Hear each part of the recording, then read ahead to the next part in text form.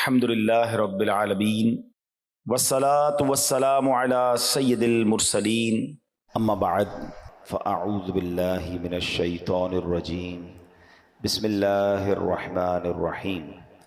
پڑھیے الصلاۃ والسلام علیک یا رسول اللہ وعلی آلک واصحابک یا حبیب اللہ۔ الصلاۃ والسلام علیک یا نبی اللہ وعلی آلک واصحابک یا نور اللہ۔ درود پاک پڑھنے کے بے شمار فضائل و برکات۔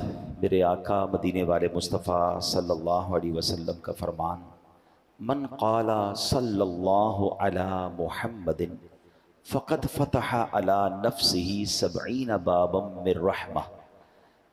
نبی پاک فرماتے ہیں جو کہے صلی اللہ علی محمد صلی اللہ علیہ وسلم، اس نے اپنے اوپر رحمت کے 70 دروازے کھول دیے۔ یعنی میں اور آپ چاہتے ہیں کہ ہم پر رحمت کے دروازے کھل جائیں، ایک بار یہ درود پاک پڑھنا ہے، مل کر پڑھ لیں، صلی اللہ علی محمد صلی اللہ علیہ وآلہ وسلم۔ اب آگے نبی پاک فرماتے ہیں وَأُلْقِي مَحَبَّتُهُ فِي قُلُوبِ النَّاسِ فَلَا يَبْغَضُهُ إِلَّا مَنْ فِي قَلْبِهِ نِفَاقٌ۔ ایک تو جیسے یہ درود پاک پڑھیں گے 70 رحمت کے دروازے کھل جاتے ہیں، پھر فرمایا اس کی محبت لوگوں کے دلوں میں ڈال دی جائے گی۔ درود میں پڑھوں نبی پاک پر اور اللہ کی رحمت سے لوگوں کے دلوں میں ہماری محبت ڈال دی جائے گی، اور پھر فرمایا اس سے بغض نہ رکھے گا مگر وہ کہ جس کے دل میں نفاق ہوگا۔ یعنی مسلمان صاف دل والے لوگ محبت کرنے لگ جاتے ہیں اس بندے سے جو نبی پاک پر درود پڑھتا ہے، اور خاص طور پہ یہ جو درود پاک کا صیغہ ہے اس کو اپنی روٹین میں شامل رکھیں۔ ایک بار پھر پڑھ لیں، صلی اللہ علی محمد صلی اللہ علیہ وآلہ وسلم۔ انشاءاللہ یہ عادت میں رکھیں تو آپ کو ہر بار درود پڑھنے پر 70 رحمت کے دروازے بھی کھلتے جائیں گے اور لوگوں کے دلوں میں انشاءاللہ محبت ڈال دی جائے گی۔ ایک بار محبت کے ساتھ بآواز بلند درود پاک پڑھ لیں، صلو علی الحبیب صلی اللہ تعالی علی محمد صلی اللہ علیہ وسلم۔ تم تھے خوش جب رب نے ہم کو خیر امت کر دیا، رحمت عالم ہمارے الصلاۃ والسلام، خیر امت کر کے اپنی رحمتوں میں دھر لیا، صدقے تیرے ہیں پیارے الصلاۃ والسلام۔ الحمدللہ عز و جل ہم کچھ قرآن کی باتیں، قرآن کے احکام، قرآن کی آیتوں کو سمجھنے کی کوشش کرتے ہیں۔ آج قرآن مجید فرقان حمید کی سورہ بقرہ کی آیت نمبر 83 پہلے پارے میں ہے، اس کی کچھ باتیں سمجھنے کی کوشش کرتے ہیں۔ اللہ کریم قرآن مجید میں ارشاد فرماتا ہے وَبِالْوَالِدَيْنِ إِحْسَانًا وَذِي الْقُرْبَى وَالْيَتَامَى وَالْمَسَاكِينِ۔ آسان ترجمہ قرآن کنز العرفان۔ اور ماں باپ کے ساتھ بھلائی کرو اور رشتہ داروں اور یتیموں اور مسکینوں کے ساتھ اچھا سلوک کرو۔ پارہ نمبر 1 سورہ بقرہ آیت نمبر 83 کا ایک جز، ایک حصہ ہم نے سنا ہے۔ اب ہم نے والدین کے بارے میں، رشتہ داروں کے بارے میں پچھلے بیانات میں کافی ڈسکس کیا ہے۔ آج ہم پرٹیکولرلی یتیم کے بارے میں جانیں گے۔ یتیم کے بارے میں کچھ مسکنسیپشنز بھی ہیں، وہ بھی کلیئر ہو جائیں گے، اور یتیم کہتے کس کو ہیں، اور پھر یتیم کے ساتھ اچھا سلوک کرنا یہ کتنی بڑی نیکی ہے۔ یاد رہے کہ وہ نابالغ بچہ جس کا والد وفات پا جائے اسے یتیم کہتے ہیں، اور اتنا غریب شخص کے کچھ بھی مال نہ رکھتا ہو، کچھ بھی نہ ہو اس کے پاس، اس کو مسکین کہتے ہیں۔ آیت کریمہ میں حکم کیا دیا گیا کہ سب سے پہلے ماں باپ کا حق ہے، لہٰذا ان کے ساتھ نیکی اور بھلائی کرو، پھر ان کے واسطے سے جتنوں کے ساتھ رشتہ بھی قائم ہوا ہے۔ ماں باپ کی وجہ سے رشتہ کیسے قائم ہوتا ہے؟ بھائی سے، بہن سے، چچا سے، تایا سے، ماموں سے، خالہ سے، ان سب کے ساتھ نیک سلوک کرنا ہے۔ اور آخر میں فرمایا یتیم اور مسکین خواہ تمہارے رشتہ دار ہوں یا نہ ہوں، ان سب کے ساتھ نیکی اور بھلائی سے پیش آنا ہے۔ یہاں میں ایک اور بڑی خوبصورت بات آپ کو بتاؤں کہ وراثت جو ہے نا، یہ پیسوں کی تو ہوتی ہے، مال کی ہوتی ہے، نبی پاک علیہ الصلوۃ والسلام نے ایک بہت کمال کی بات ارشاد فرمائی، ان الود یتوارث، فرمایا محبت میں بھی وراثت جاری ہوتی ہے۔ ہاں، اس کو لوگ بھول جاتے ہیں۔ یہ کیا ہے؟ یعنی ماں باپ کی طرف سے جو ہمیں وراثت ملتی ہے نا، صرف جائیداد اور مال و دولت کی صورت میں نہیں ملتی، بلکہ وہ محبت جو ماں باپ کے دل میں ہوتی ہے اس کی بھی وراثت جاری ہوتی ہے۔ ہر وہ شخص جس کے لیے ہمارے ماں باپ کے دل میں محبت تھی، ماں باپ کی عزت احترام، اور ماں باپ ان کے لیے خلوص کے جذبات رکھتے تھے، عزت رکھتے تھے، اس میں بھی وراثت جاری ہوتی ہے۔ ہم پر بھی لازم ہے کہ اس محبت، عزت اور خلوص کے جذبات کو کنٹینیو کریں، ماں باپ کے رشتہ داروں کے حقوق ادا کریں۔ یہاں ہوتا کیا ہے؟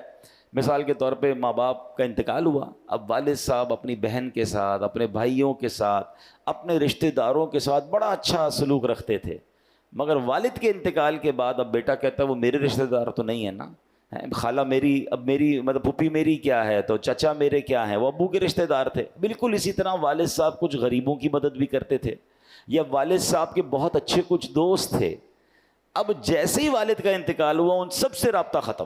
اسی طرح والدہ کا جب انتقال ہوا تو خالہ سے رابطہ ختم، ماموں سے رابطہ ختم، ننیال والوں سے لوگ رابطہ ختم کر دیتے ہیں۔ اسی طرح والدہ کی کچھ سہیلیاں ہوتی ہیں، یا والدہ کی کچھ ایسی عورتیں آتی تھی کہ ماں جن کی مدد کرتی تھی، لیکن ہوتا کیا ہے کہ جیسے ہی ماں باپ دنیا سے جاتے ہیں بچے کہتے ہیں ہمارا ان سے کیا تعلق ہے، وہ اچھا ان کو بڑا فیل ہوتا ہے کہ ہمارا بھائی تو کیا گیا، اب سارا معاملہ ہی ختم ہو گیا، ہماری بہن تو کیا گئی، اب سارا معاملہ ختم ہو گیا۔ نہیں، ابھی حدیث کا جز یاد رکھیے کہ محبت میں بھی وراثت جاری ہوتی ہے۔ اچھی اولاد وہ ہے کہ جو ماں باپ کے رشتہ داروں کے ساتھ بھی اچھا سلوک کرے، بلکہ وہ جہاں جہاں نیکی کر رہے تھے اس نیکی کو بھی جاری رکھے۔ اس سے فائدہ پتہ ہے کیا ہوتا ہے؟ ماں باپ کی روح راضی ہوتی ہے کہ ہمارے بچوں نے ہمارے دوستوں کا اب بھی خیال رکھا، ہمارے رشتہ داروں کا اب بھی خیال رکھا ہے۔ اور دوسرا فائدہ پتہ ہے کیا ہوتا ہے؟ کہ وہ جو لوگ ہوتے ہیں نا جن کے ساتھ آپ اچھا سلوک کرتے ہیں، یعنی اگر کوئی بچہ اپنے چچا کے ساتھ، تایا کے ساتھ، اپنے ددیال والوں کے ساتھ، ماں کے جانے کے بعد ننیال والوں کے ساتھ، یا ماں باپ جہاں نیکی کرتے تھے اس نیکی کو کنٹینیو کرتا ہے، تو وہ سارے لوگ اس مرحوم کو دعا دیتے ہیں کہ دیکھو کیا بیٹا کی تربیت کر کے گئے، کہ بیٹا اپنے باپ کی اس نیکی کو جاری رکھے ہوئے، اپنی ماں کی اس نیکی کو جاری رکھے ہوئے۔ اور علماء نے حقوق والدین میں بھی اس کو لکھا کہ ماں باپ کا یہ حق ہے کہ ان کے انتقال کے بعد ان کے رشتہ داروں کے ساتھ اچھا سلوک کیا جائے۔ تو قرآن کی اس آیت میں ہمیں کیا سمجھایا گیا کہ ہمیں رشتہ دار، والدین کے ساتھ تو اچھا سلوک کرنا ہے، مگر رشتہ داروں کے ساتھ بھی اچھا سلوک کرنا ہے۔ یہ تو بات ہو گئی اس حصے کی۔ اب بات کرتے ہیں یتیم کی۔ اچھا، یتیم کے بارے میں ایک مسکنسیپشن یہ ہے کہ بہت سارے لوگ ملتے ہیں کہتے ہیں میں بھی یتیم ہوں، ہیں، اور بہت بڑی عمر کے ہوتے ہیں یا جوان ہوتے ہیں۔ تو یاد رکھیے یتیم صرف نابالغ ہوتا ہے، جب وہ بالغ ہو جائے گا نا اب وہ یتیم نہیں رہا، ورنہ تو شاید یہاں بہت سارے یتیم بیٹھے ہیں، میرے والدین بھی چلے گئے ہیں، تو بھائی اب جس عمر میں یتیم نہیں ہوتا کوئی، اللہ پاک سب کے مرحومین کی مغفرت فرمائے، مگر یتیم کی جو تعریف ہے نا وہ تعریف یہ ہے کہ جب وہ نابالغ ہے اور اس کے والد کا انتقال ہو گیا ہے تو وہ یتیم ہے۔ تو یہ بات بھی آپ کے ذہن میں رہے۔ اب یتیم اور مسکین کی مدد کرنے والا یہ اتنی بڑی نیکی ہے اور اتنا بڑا ثواب ہے، سبحان اللہ۔ نبی پاک علیہ الصلوۃ والسلام فرماتے الساعی علی الارملۃ والمسکین کالمجاہدی فی سبیل اللہ او کالذی یصوم النہار ویقوم اللیل۔ آقا علیہ الصلوۃ والسلام فرماتے ہیں، بخاری کی حدیث ہے، کہ یتیم بچوں اور مسکین کے لیے دوڑ دھوپ کرنے والا، مثلا ان کی مدد کی کوشش کرنے والا، راہ خدا میں لڑنے والا، یا دن کو روزہ رکھنے اور رات بھر عبادت کرنے والے کی طرح ہے۔ اب آپ ذرا غور کیجئے کہ دن کو روزہ رکھنا، رات بھر عبادت کرنا، بلکہ راہ خدا میں جہاد کرنا، اس کے برابر کس کو کہا گیا؟ کہ جو یتیم کی یا مسکین کے لیے کوشش کرتا ہے، کسی کو یتیم مسکین کو کھانا کھلا رہا ہے، ان کی تعلیم کے لیے مدد کر رہا ہے، ان کو کہیں ڈراپ کر رہا ہے، ان کو ریسیو کر رہا ہے، یہ وہ نیکی ہے کہ یہ مجاہد کے برابر ہے، راہ خدا میں لڑنے والے کے برابر ہے۔ حدیث پاک میں آتا ہے جنت میں پہنچ کر وہاں سے واپس دنیا میں آنے کی کوئی خواہش نہیں کرے گا۔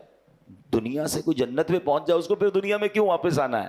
مگر سبحان اللہ، جو راہ خدا میں لڑتے ہوئے شہید ہوا ہوگا نا، وہ جنت میں پہنچ کر بھی خواہش کرے گا کہ کاش پھر دنیا میں جاؤں، پھر راہ خدا میں لڑوں اور پھر شہادت کا مرتبہ پاؤں۔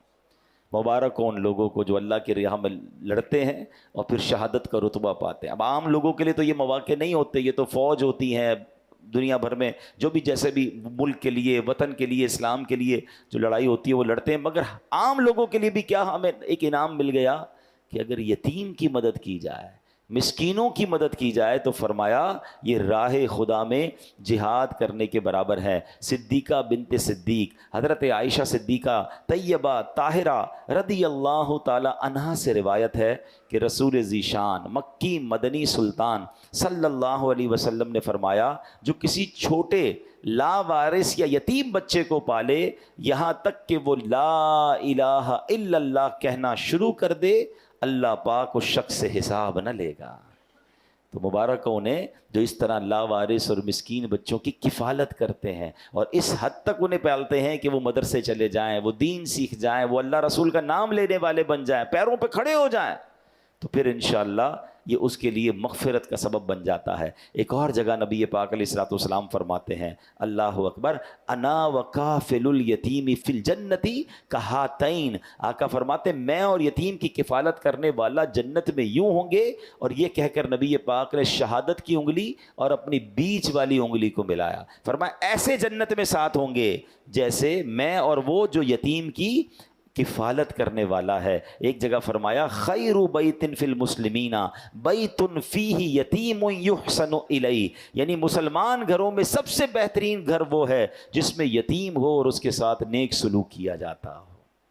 لیکن آگے فرمایا وشر بیت فی المسلمین بیت فیہ یتیم یساء الیہ، فرمایا سب سے برا گھر وہ ہے جس میں یتیم ہو اور اس کے ساتھ برا سلوک کیا جاتا ہو۔ یہاں یہ بھی مسئلہ ہے، رشتہ داروں میں کوئی بچہ یتیم ہو گیا، اب یتیم کو تو رکھا مگر اس کو واقعی یتیموں والا سلوک ہی اس کے ساتھ ہوتا ہے، اور جناب بعض اوقات تو اس کے یتیم کے مال پر قبضہ کر لیا جاتا ہے، کیونکہ ماں باپ نے مال چھوڑا ہے، بچہ یتیم رہ گیا، رشتہ دار کہتے ہیں ہم سنبھالیں گے جناب، اس کی کفالت بھی کریں گے اور اس کا مال بھی سنبھالیں گے، مگر ایسا بھی ہوتا ہے کہ جناب یتیموں کا مال کھا لیا جاتا ہے، وہ بڑے ہوتے ہیں تو انہیں کوئی دینے کے لیے تیار نہیں ہوتا۔ یہ بہت سخت گناہ ہے، اس کی زبردست وعید آئی ہے، یعنی ایک طرف یتیم کے ساتھ اچھے سلوک کرنے والے کو تو جنت کی بشارت، مگر یتیم کا جس نے مال کھایا، یتیم کو تکلیف پہنچائی، یہ بہت خطرناک کام ہے، یاد رکھیے۔ پھر نبی پاک فرماتے ہیں انا وکافل الیتیم فی الجنت کہاتین، یعنی میں اور یتیم کی کفالت کرنے والا جنت میں یوں ہوں گے، اور پھر نبی پاک نے اپنی دونوں انگلیاں ملا کر بتایا جنت میں آقا کا پڑوس چاہیے تو سمجھ لیں کہ پھر یتیموں کے ساتھ بڑا اچھا سلوک کرنا ہے۔ پیارے آقا علیہ الصلوۃ والسلام، آپ جانتے ہیں یہ کتنی بڑی فضیلت ہے، انبیاء کرام جنت میں کہاں ہوں گے؟ وہ درجہ جسے جنت عدن کہا جاتا ہے، اور ہمارے آقا اور دیگر انبیاء علیہ الصلوۃ والسلام اسی درجے میں جلوہ فرما ہوں گے۔ جنت میں آقا کا پڑوس ملنے کا مطلب یہ ہے کہ جس شخص کو یہ سعادت ملے گی وہ بھی جنت میں اسی درجے میں پہنچ جائے گا۔ اور سبحان اللہ، اگر جنت میں نبی پاک کا دیدار بھی نصیب ہوتا رہے تو اس سے اچھا انعام کون سا ہوگا؟ تو اس نیکی کے لیے تو کوشش کرنی چاہیے۔ آگے جا کے بتاؤں گا کہ ہم کیسے یہ نیکی کما سکتے ہیں، یہ کیسے پاسبل ہے۔ ہر بندہ تو اپنے گھر میں یتیم کو نہیں پال سکتا۔ اچھا، یتیم کو پالنے کے کچھ کمپلیکیشنز بھی ہیں، کچھ شرعی معاملات بھی ہیں، وہ بھی انشاءاللہ آپ کو عرض کرتا ہوں، کیونکہ کچھ لوگ شوق میں ذوق میں اپنے گھر میں ایک یتیم بچہ تو لے آتے ہیں لیکن پھر اس کے شرعی معاملات پر ڈسکس نہیں کرتے یا معلومات نہیں لیتے، جس کی وجہ سے پرابلم ہو جاتی ہے۔ تو آئیے انشاءاللہ اب کچھ اور باتیں میں آپ کو عرض کر دیتا ہوں کہ یتیم کو جو گود لیتے ہیں اس میں کچھ احتیاطیں ہیں۔ پہلے یہ سمجھ لیجئے کہ یتیم کو اپنی ولدیت نہ دیجیے، مثلا فارم میں، شناختی کارڈ میں، اسکول وغیرہ کے ڈاکیومنٹس میں اس کے والد کی جگہ لوگ اپنا نام لکھوا لیتے ہیں، ایسا کرنا شرعاً جائز نہیں ہے، یہ یاد رکھیے گا۔ جو اس کا والد ہے اسی کا نام ہونا چاہیے، آپ اپنا نام ڈاکیومنٹس میں نہیں دے سکتے۔ اسی طرح یتیم جب بالغ ہوگا نا تو اب پردے کے معاملات بھی ہوں گے، مثلا اگر کسی نے بچہ لڑکا یتیم ہے اور گھر میں کفالت کر لی ہے تو جس خاتون نے بے شک اس کو بیٹا سمجھ کر ہی پالا ہے، مگر جب یہ بالغ ہوگا تو یہ نامحرم ہو جائے گا، تو اب وہ احتیاط جو ہے وہ دوبارہ کرنی پڑے گی۔ پتہ چلا ایک نیکی تو کرنے جا رہے ہیں، لیکن علم دین نہیں ہے. بعض لوگ کرتے ہیں, بہت خدمت کرتے ہیں یتیم کی, بچپن سے لے کر پالتے ہیں, مگر کچھ ایسی غلطیاں کر جاتے ہیں کہ پھر گناہوں کا میٹر شروع ہو جاتا ہے. اسی طرح اگر کوئی بچی لے کر آئے ہیں گھر میں اور اب وہ بچی بالغ ہو گئی ہے, بڑی ہو گئی ہے, تو مردوں کا, گھر کے مردوں کا جو اجنبی ہیں اس کے لیے پردہ شروع ہو جائے گا. تو جب بھی ایسا کوئی کام کرنا ہو, بار بار اسی لیے کہا جاتا ہے کہ اس کی شرعی رہنمائی لے لیں, علماء سے رجوع کر لیں, گائیڈ لائن لے لیں, طریقے موجود ہیں, اس طریقے کے مطابق کریں گے تو یہ نیکی بہت بڑی ہے. سبحان اللہ. اب جو میں نے بات کی نا کہ یتیموں کا جو لوگ مال کھا جاتے ہیں, وراثت میں یہ بڑا مسئلہ ہوتا ہے کہ کسی بھائی کا انتقال ہو گیا, اب اس کے چھوٹے بچے ہیں اور جناب اب بھائی کا حصہ بھی ہے, تو اب کہا کہ ٹھیک ہے بچوں کو ہم پال لیں گے اور جب بڑے ہوں گے تو جناب ان کا جو وراثت میں حصہ ہے وہ بھی دے دیں گے. لیکن بعض لالچی لوگوں کی نظر ہوتی ہے ان کے مال پر اور پھر وہ یتیموں کو کچھ نہیں دیتے یا اس میں ڈنڈی مارتے ہیں. یاد رکھیے قرآن مجید فرقان حمید ارشاد فرماتا ہے, ان الذین یأکلون اموال الیتامی ظلما انما یأکلون فی بطونہم نارا وسیصلون سعیرا. بے شک وہ لوگ جو ظلم کرتے ہوئے یتیموں کا مال کھاتے ہیں وہ اپنے پیٹ میں بالکل آگ بھرتے ہیں اور ان قریب یہ لوگ بھڑکتی ہوئی آگ میں جائیں گے. یہ تھوڑے پیسے, یہ تھوڑی زیادتی, یہ جہنم کا سامان ہے. یتیم کا مال ناحق کھانا کبیرہ گناہ اور سخت حرام ہے. قرآن پاک میں نہایت شدت کے ساتھ اس کے حرام ہونے کا بیان کیا گیا ہے. یتیم کا مال کھانے کا یہ مطلب نہیں کہ آدمی باقاعدہ کسی بری نیت سے کھائے تو ہی حرام ہے, بلکہ آدمی کو اس کی خبر بھی نہیں ہوتی کہ وہ حرام کھا رہا ہے, حالانکہ وہ یتیموں کا مال کھانے کے حرام فعل میں ملوث ہو جاتا ہے. اس میں بھی وہی پرابلم ہے, وہ سمجھ رہا ہے میں ٹھیک تو کر رہا ہوں. یہ اتنا باریک معاملہ ہے. وہی علم دین کے بغیر کام کرنا جو ہے نا, اس میں بہت ساری قباحتیں ہیں. اب میں آپ کو اس کی چھوٹی سی ایک باریکی بتاتا ہوں. مثال کے طور پہ کسی کا انتقال ہو گیا اور اس کے بالغ بچے بھی ہیں, یتیم بچے بھی ہیں, تو اب اس کا ورثہ تو سب کو تقسیم ہوگا نا. اور اب اس کے انتقال کے بعد گھر والے کہتے ہیں کہ جناب ابو جان کے لیے ایصال ثواب کے لیے کوئی تیجے کا یا 40ویں کا پروگرام رکھ لیتے ہیں, قرآن خوانی رکھتے ہیں اور لنگر بھی رکھتے ہیں اور سب کو کھلاتے ہیں, ابو کو ثواب ملے گا. کام بہت اچھا ہے, لیکن اگر یہ کام اس مرحوم کی بچی ہوئی رقم میں سے کیا جا رہا ہے, اس کے ترکے کے مال میں سے کیا جا رہا ہے, تو یہ غلط ہو جائے گا. کیونکہ یتیم بچہ جو ہے اس کا بھی اس میں حق ہے, اور یتیم جب تک بالغ نہیں ہوتا اپنے پیسوں کا کسی کو اجازت نہیں دے سکتا. تو اب پرابلم یہ ہو گیا کہ مرحوم کا پیسہ بھی اگر یتیم کی طرف چلا گیا تو اب اس کی اجازت کے بغیر, اور وہ اجازت بالغ ہونے سے پہلے دے نہیں سکتا, تو مرحوم کے ایصال ثواب کے لیے بھی خرچ نہیں ہو سکے گا. اب اس سے اندازہ کر لیں کہ اتنی باریکی, اور لوگ جناب یتیم کے مال کو کہیں انویسٹ کر رہے ہوتے ہیں, کہیں لگا رہے ہوتے ہیں, کوئی شرعی رہنمائی ہوتی نہیں, خرچ کر رہے ہوتے ہیں, لیکن کیا معلوم یہ حرام ہو رہا ہو. کچھ چیزوں کی اجازت ضرور ہے, مگر اس کے لیے علماء سے رابطہ کیجئے. اگر آپ کسی یتیم کی کفالت کر رہے ہیں یا اس یتیم کا سرمایہ آپ کے پاس آ گیا ہے, اس کی وراثت کا حساب کتاب آپ کے پاس آیا ہے, تو اب آپ الرٹ ہو جائیے کہ 1 روپیہ بھی غلط نہیں کرنا ہے. کہیں قرآن میں جو فرمایا کہ وہ بھڑکتی ہوئی آگ میں جائیں گے, ان بدنصیبوں میں میں شامل نہ ہو جاؤں. تفسیر قرآن نور العرفان میں کیا ہے, جب میت کے یتیم وارث ہوں تو مال مشترک میں اس کی فاتحہ تیجا وغیرہ حرام ہے کہ اس میں یتیم کا حق شامل ہے, بلکہ پہلے تقسیم کرو پھر کوئی بالغ وارث اپنے حصے سے یہ سارے کام کرے, ورنہ جو بھی کھائے گا دوزخ کی آگ کھائے گا, قیامت میں اس کے منہ سے دھواں نکلے گا. حدیث پاک میں آتا ہے یتیم کا مال ظلمن کھانے والے قیامت میں اس طرح اٹھیں گے کہ ان کے منہ, کان اور ناک سے بلکہ ان کی قبروں سے دھواں اٹھتا ہوگا, جس سے وہ پہچانے جائیں گے کہ یہ یتیموں کا مال کھانے والے.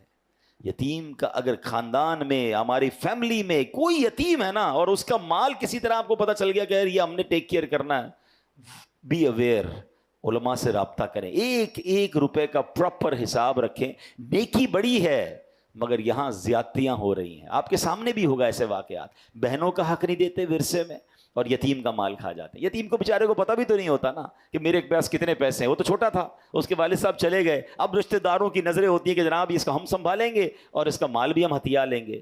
یہ مال نہیں لے رہے آپ, یہ جہنم کی آگ لے رہے ہیں. اس یتیم کی کفالت کر کے جنت آپ حاصل کر سکتے ہیں. پیارے آقا علیہ الصلوۃ والسلام کی حیات طیبہ کا بڑا شاندار واقعہ. مکہ مکرمہ میں ایک یتیم بچہ تھا, اس کی امت کے فرعون, یعنی اس امت کا جو فرعون تھا وہ کون تھا؟ ابو جہل تھا. اس ابو جہل نے اس یتیم بچے کی پرورش اپنے ذمے لے لی, سارا مال بھی جو اس بچے کو وراثت میں ملا تھا وہ بھی اپنے قبضے میں کر لیا. اب چاہیے تو یہ تھا کہ ابو جہل اس کی اچھی دیکھ بھال کرتا، مگر اس بدبخت نے، جس کے دل میں حرص و ہوس بھری ہوئی تھی، یتیم کی پرورش کرنے کی بجائے اس کے مال پر قبضہ کر لیا۔ ایک دن وہ بچہ ننگے بدن پریشان حال ابو جہل کے پاس آیا اور کہا کہ مجھے اپنا مال دو جو میرے والد صاحب چھوڑ کر گئے تھے۔ اس بدبخت نے اس یتیم کو دھکے دے کر اپنے گھر سے نکال دیا۔ اچھا، اب جب قریش کے سرداروں نے دیکھا کہ یتیم کے ساتھ ایسا ہوا ہے تو کہا ایسا کرو، تم مسلمانوں کے نبی محمد عربی صلی اللہ علیہ وسلم کے پاس جاؤ اور ان سے جا کر مدد مانگو۔ اچھا، انہوں نے یہ چیز بھی ٹونٹ کرنے کے لیے کہی تھی کہ وہ بھی کیسے مدد کریں گے، چلو پھر بھی تم جاؤ ان کے پاس۔ وہ پیارے آقا علیہ الصلوۃ والسلام کے پاس آیا۔ اب نبی پاک سبحان اللہ، وہ تو سب کے مددگار ہیں، غم و رنج و علم اور سب بلاؤں کا مداوا ہو، اگر وہ گیسوؤں والا میرا دلدار ہو جائے، اشارہ پائے تو ڈوبا ہوا سورج برآمد ہو، اٹھے انگلی تو مہ دو بلکہ دو دو چار ہو جائے۔ تو وہ یتیم گئے جب ان کے پاس، تو نبی پاک علیہ الصلوۃ والسلام نے کیا کیا، پیارے آقا نے اس بچے کو ساتھ لیا اور ابو جہل کے پاس آ گئے اور آپ نے فرمایا کہ اے ابو جہل، نبی پاک علیہ الصلوۃ والسلام نے فرمایا کہ اس یتیم کا مال دو۔ اب وہ سارے سردار سمجھے کہ ابو جہل نے تو آج خوب بدتمیزی کرنی ہے، ان کو کیسے ان کی بات ماننی ہے، مگر جیسے ہی نبی پاک اس کے جو بھی جگہ تھی وہاں تشریف لائے تو مرحبا کہہ کر اس نے استقبال کیا اور فوراً یتیم کا سارا مال نکال کر دے دیا۔ تو قریش کے لوگ حیران ہو گئے، ابو جہل تم تو ان کے سب سے بڑے مخالف ہو، ان کے بارے میں اتنی باتیں کرتے ہو، ان کے دین کو ٹھکراتے ہو، آج آتے ہی ان کو سارا مال دے دیا، آج تو موقع تھا معاذ اللہ ان کے سامنے تم نے مقابلہ کرنے کا۔ تو ابو جہل کہتا ہے کہ جب وہ آئے تو خدا کی قسم میں نے دیکھا کہ محمد عربی صلی اللہ تعالیٰ علیہ وسلم کے دائیں اور بائیں ایک نیزہ دیکھا میں نے، مجھے ڈر لگا کہ ان کی بات نہیں مانوں گا تو وہ نیزہ مجھے پھاڑ ڈالے گا۔ یہ معجزہ رسول اللہ صلی اللہ علیہ وسلم ہے کہ اس کو عذاب الہی نظر آنے لگ گیا تھا، وہ ڈر گیا، اور نبی پاک کی ایک ایسی ہیبت اس کے دل پر طاری ہوئی کہ اس نے یتیم کو جو ہے وہ مال لوٹا دیا۔ تو اے میرے پیارے اسلامی بھائیوں، یہ بہت بڑی نیکی ہے، ہم سب کو اپنے مال میں کچھ نہ کچھ حصہ، تھوڑا بہت بھی پارٹ جو ہے وہ یتیموں کے لیے رکھنا چاہیے۔ یعنی وہ بندہ کہتا ہے نا یار، الگ الگ جگہوں پر انویسٹمنٹ ہونی چاہیے، الگ الگ کاروبار ہونے چاہیے۔ Do not put your all eggs in one basket. Angrezi کا مقولہ کیا ہے کہ سارے انڈے ایک باسکٹ میں مت ڈالو، وہی باسکٹ گر گئی تو سارے ہی انڈے ٹوٹ جائیں گے۔ تو کاروبار میں بھی لوگ مختلف جگہوں پر کام کرتے ہیں کہ ایک کاروبار میں مندہ ہو تو کہیں اور سے پیسے آ جائیں، تھوڑی بہت ہی انویسٹمنٹ لوگ کر رہے ہوتے ہیں۔ یہ دنیا کے لیے تو دماغ چلتا ہے، اللہ کرے میرا نیکیوں کے لیے بھی ایسا ذہن بن جائے کہ تھوڑے پیسے میں کبھی مسجد میں لگا دوں، تھوڑے پیسے کسی مدرسے میں دوں تاکہ قرآن پڑھنے والوں کا ثواب بھی ملے۔ اچھا جناب، میں کسی غریب کی مدد کر دوں، وہ اپنے بچوں کو کھلائے، اس کا مجھے ثواب ملے۔ کسی کو قرضہ دوں تو قرضے کا ثواب بھی مجھے ملے۔ اچھا جناب، اب اور کون سی نیکی ہے؟ تو کسی یتیم کی کفالت کر لوں تاکہ یتیموں کے گھر میں بھی ہونے والی نیکی کا ثواب مجھے ملے۔ اگر ہم سوچتے جائیں، اللہ نے جس کو نوازا ہے، تھوڑا پانی کے صدقے کا کام کر دوں کہ جب تک کنواں چلتا رہے گا، جب تک پانی لوگ پیتے رہیں گے، ادھر سے مجھے ثواب مل جائے، تو یہ جتنی نیکیاں ہیں صدقہ، کبھی درخت لگا دوں تو درخت لگتے رہیں گے، اس کا مجھے ثواب، سایہ ملتا رہے گا، مجھے اس کا ثواب ملے۔ اگر جس کا یہ ذہن بن جائے نا کہ جناب مجھے، اور پھر ماشاءاللہ اگر دعوت اسلامی کے ساتھ آپ کنٹریبیوٹ کرتے ہیں اور آپ یہ سوچیں کہ دعوت اسلامی تو پوری دنیا میں نیکی کے کام کر رہی ہے، تو جس طرح لوگ کہتے ہیں نا یار دنیا بھر میں فیکٹریاں ہونی چاہیے، ایکسپورٹ امپورٹ کا کام ہونا چاہیے، پاکستان کے ساتھ ساتھ دنیا کے کئی ملکوں سے مال آنا چاہیے، اللہ کرے یہ ذہن بن جائے کہ میرا ثواب بھی دنیا بھر میں پھیل جائے۔ جب پتہ چلے کہ دعوت اسلامی برطانیہ میں، افریقہ میں، یا جناب دنیا کے کئی ملکوں میں کام کر رہی ہے، تو آپ بھی رابطہ کر سکتے ہیں کہ جناب اس پہ بھی تھوڑا میرا حصہ ملائیں۔ اب جیسے آج کل غزہ کے مسلمانوں کی مدد ہو رہی ہے،